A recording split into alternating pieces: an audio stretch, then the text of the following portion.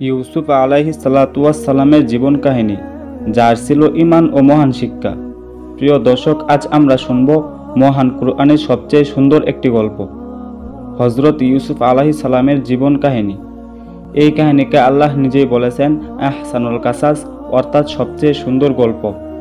চলুন শোনা যাক কীভাবে ধৈর্য, ঈমান ও তাকওয়ার মাধ্যমে ইউসুফ আলাইহিস সালাম দাসত্ব থেকে শুরু করে মিশরের মন্ত্রী পর্যন্ত পৌঁছেছিলেন। ইউসুফ ছিলেন ইয়াকুব আলাইহিস সালাতু ওয়াস সালামের একান্ত প্রিয় সন্তান। ইউসুফ একদিন স্বপ্ন দেখলেন সূর্য, চাঁদ ও 11টি তারা তাকে সেজদা করছে। তিনি যখন স্বপ্নের কথা বাবাকে বললেন, ইয়াকুব আলাইহিস সালাম বুঝতে পারলেন আল্লাহ তাআলা তাকে নবুয়তের জন্য মনোনীত করছেন। কিন্তু তিনি ইউসুফকে সতর্ক করলেন, বাবা, এই স্বপ্নের কথা তোমার ভাইদের কাছে বলো না, তারা হিংসা করতে পারে। ভাইয়েরা ইউসুফকে হিংসা করত, কারণ তাদের বাবা ইউসুফকে বেশি ভালোবাসতেন। একদিন তারা বাবাকে ফাঁকি দিয়ে ইউসুফকে নিয়ে গেল মাঠে খেলতে। তারা পরামর্শ করল, চলো ইউসুফকে মেরে ফেলি কিংবা দূরে কোথাও ফেলে আসি, তাহলে বাবার ভালোবাসা শুধু আমাদের দিকে থাকবে। তারা সিদ্ধান্ত নিয়ে গভীর এক কূপে ফেলে দেয় ইউসুফকে। রাতে ফিরে এসে তারা বাবার কাছে কাঁদতে কাঁদতে বলল, হাই নেকড়ে ইউসুফকে খেয়ে ফেলেছে। প্রমাণ হিসেবে তারা ইউসুফের জামাই মিথ্যা রক্ত লাগিয়ে আনলো। কিন্তু ইয়াকুব আলাইহিস সালাম বুঝলেন ব্যাপারটা সত্য নয়। তিনি ধৈর্য ধরে আল্লাহর উপর ভরসা রাখলেন। একদিন এক কাফেলা পানি তুলতে গিয়ে কূপে ইউসুফকে পেয়ে যায়। তারা তাকে মিশরে নিয়ে অল্প টাকায় বিক্রি করে দিল। কিনে নিলেন মিশরের মন্ত্রী। মন্ত্রীর স্ত্রী ছিল জুলেখা।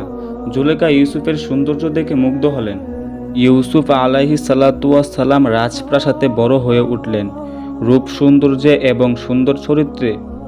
একদিন জুলেখা দরজা বন্ধ করে তাকে প্রলুব্ধ করতে চাইলেন। জুলেখাও ছিল মিশরের নারীদের মধ্যে অন্যতম সুন্দরী। কিন্তু ইউসুফ আলাইহিস সালাম বললেন, আমি আল্লাহর আশ্রয় চাই। তিনি পাপ থেকে নিজেকে বাঁচিয়ে রাখলেন। এর ফলে তাকে মিথ্যা অপবাদে কারাগারে পাঠানো হলো। কারাগারে ইউসুফ কায়ীদের ইসলামের দাওয়াত দিতেন। কায়ীদেরা তাকে খুব শ্রদ্ধা করত। দুজন কায়দী স্বপ্ন দেখে তার কাছে ব্যাখ্যা জানতে এলো। ইউসুফ আলাইহিস সালাতু ওয়াস সালাম শুধু স্বপ্নের ব্যাখ্যাই দিলেন না, বরং সুযোগ নিয়ে তাদের এক আল্লাহর দিকে আহ্বান করলেন। মিশরের রাজা এক অদ্ভুত স্বপ্ন দেখলেন। স্বপ্নের ব্যাখ্যা কেউ দিতে পারল না। তখন এক ব্যক্তি মনে করলেন কারাগারের ইউসুফকে। রাজা তাকে ডেকে আনলেন। ইউসুফ আলাইহিস সালাতু ওয়াস সালাম স্বপ্নের ব্যাখ্যা দিলেন। রাজা তার জ্ঞান ও সততার প্রশংসা করলেন এবং তাকে মিশরের খাদ্য ভাণ্ডারের দায়িত্ব দিলেন। এভাবে এক কূপ থেকে শুরু হওয়া জীবনের পথ তাকে নিয়ে এলো মিশরের ক্ষমতাশালী মন্ত্রীর আসনে।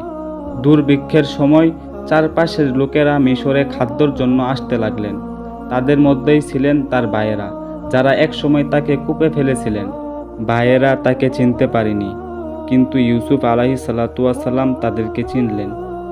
দীর্ঘ কয়েক ঘন্টা পর তিনি নিজেকে প্রকাশ করলেন, আমি ইউসুফ, তোমরা আমাকে চিনতে পারছো না? ভাইয়েরা ভয়ে কাঁপতে লাগলেন, কিন্তু ইউসুফ আলাইহিস সালাতু ওয়াস সালাম তাদেরকে বললেন, আজ তোমাদের উপর আমার কোনো দাবি নেই, আল্লাহ তাআলা তোমাদের ক্ষমা করুক। এরপর তিনি তার বাবাকে মিশরে নিয়ে আসলেন। সবাই তার সামনে সেজদায় নত হলো, যা তার শৈশবের স্বপ্নের পূর্ণতা। ধৈর্য ধরে আল্লাহর উপর ভরসা করলে যে কোনো বিপদে তিনি সবাইকে সাহায্য করেন। ক্ষমা হলো মানুষের সবচেয়ে বড় গুণ। যেমন ইউসুফ আলাইহিস সালাতু ওয়াস সালাম ভাইদের ক্ষমা করেছিল। দুনিয়ার পরীক্ষাগুলো সাময়িক, কিন্তু আল্লাহর পুরস্কার চিরস্থায়ী। প্রিয় দর্শক, ইউসুফ আলাইহিস সালাতু ওয়াস সালামের কাহিনী আমাদের শেখায় ধৈর্য ও ক্ষমাই মানুষের প্রকৃত সৌন্দর্য।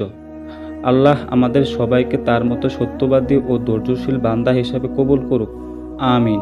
ভিডিওটি ভালো লাগলে লাইক দিন, বন্ধুদের সাথে শেয়ার করুন এবং ইসলামিক চ্যানেলটি সাবস্ক্রাইব করুন।